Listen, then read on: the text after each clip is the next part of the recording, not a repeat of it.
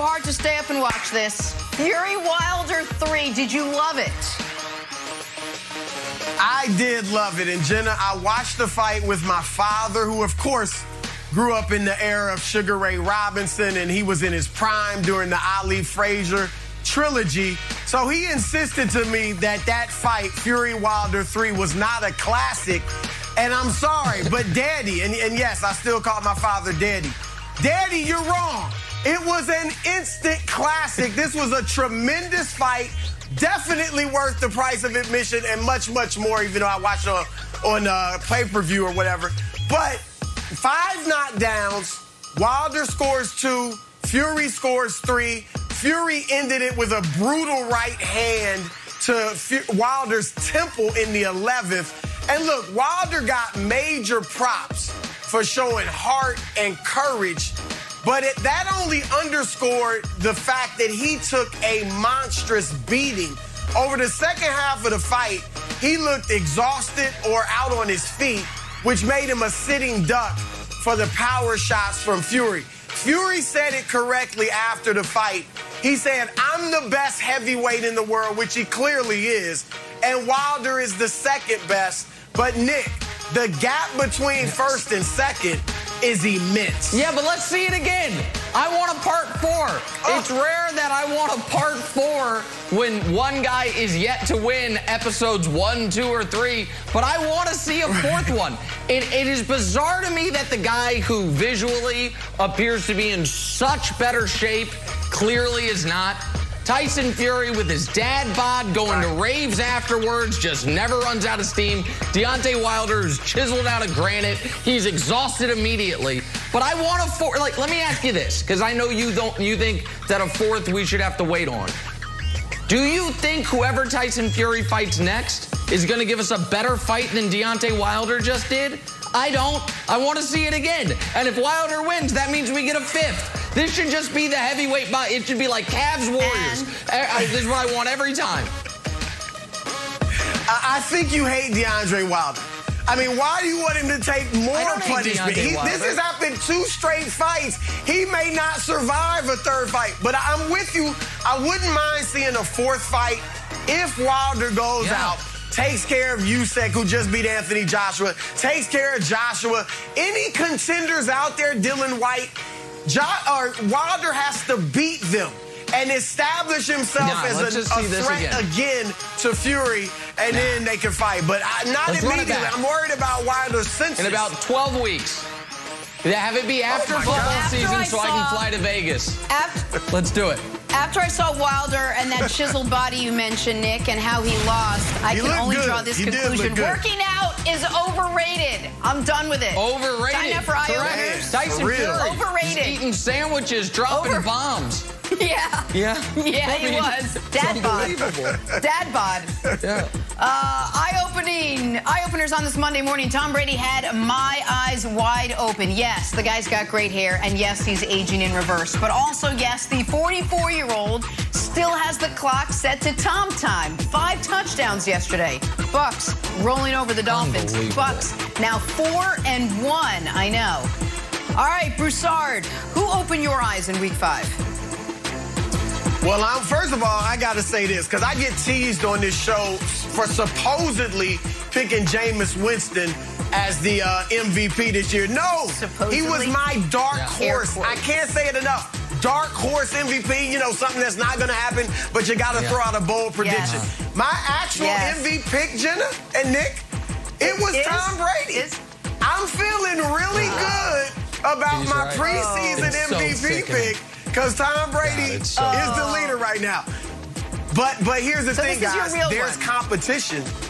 And that's my real one. But my eye-opener is a new name that's got to be in the conversation. Nick, you got to agree with me. Justin Herbert. Justin Herbert, L.A. Chargers. This guy is playing sensational. Yesterday, they entered the 4th quarter trailing for the 3rd time. And for the 3rd time, Herbert led them back to an incredible 26 points in the 4th quarter. He led 4 scoring drives. 4 of them were touchdowns. This guy was amazing. And look, here were his numbers in the 4th quarter. 12 of 18 passing, 209 of his 398 yards came in the fourth quarter. As I mentioned, 2 of his 4 touchdown passes also in the fourth, a 140. Below 500 Chiefs go from here. We know we have what it takes to be great. We still have a lot of the players. We've brought in a lot of great players that have been really good at other places. So we know that we have what it takes. It's about coming together now and finding a way to do that. We've had spurts here and there, offensively, defensively, special teams, stuff like that. But at the end of the day, it's about coming together as a team. Because in this league, it's not about good players, it's about good teams. And we have to do that, and then we're going to have to find a way. We have a tough schedule, and we got to win now, I mean, at the end of the day. That's it. You need more than just spurts. So the Chiefs, check it out, now looking up in the AFC and seeing 10 teams ahead of them in the conference standings. It's not ideal through 5 weeks. Nick, not quite how you had this game scripted in your head. How much trouble are the Kansas City Chiefs in right now? Well, probably not as much trouble as I'm in, Jenna Wolf. And I don't know if you're familiar with or if Broussard's familiar with, but I'm sure the audience is, that meme of the slightly balding guy looking kind of puzzling in the air, and it says, when the worst person you know makes a great point. That's how I felt watching this game, thinking of Kevin Wildes.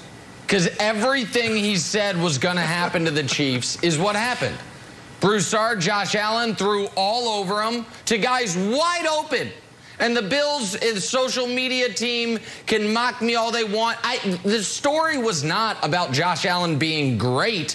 The story was how inexplicably and indefensibly awful the Chiefs were defensively in the first half.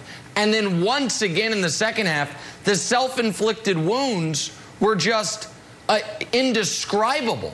The pick six hits Tyreek Hill in the hands. The second pick by Mahomes was just a great play by a player I loved coming out of Miami, and Rousseau. That's a great play by him. I give him all the credit in the world. Right. But the Chiefs actually got some stops in the second half, but it didn't matter because the Bills did everything they wanted on defense. Forget on offense, on defense. And this is where the concern starts to become real, Broussard. The Chiefs' defense has been so bad that this was the first game where it affected the offense. And by that I mean they had easy short completions or easy running lanes available to them all night long. Chris Collinsworth described it and described it well. The Bills were running a very vanilla, very obvious defense.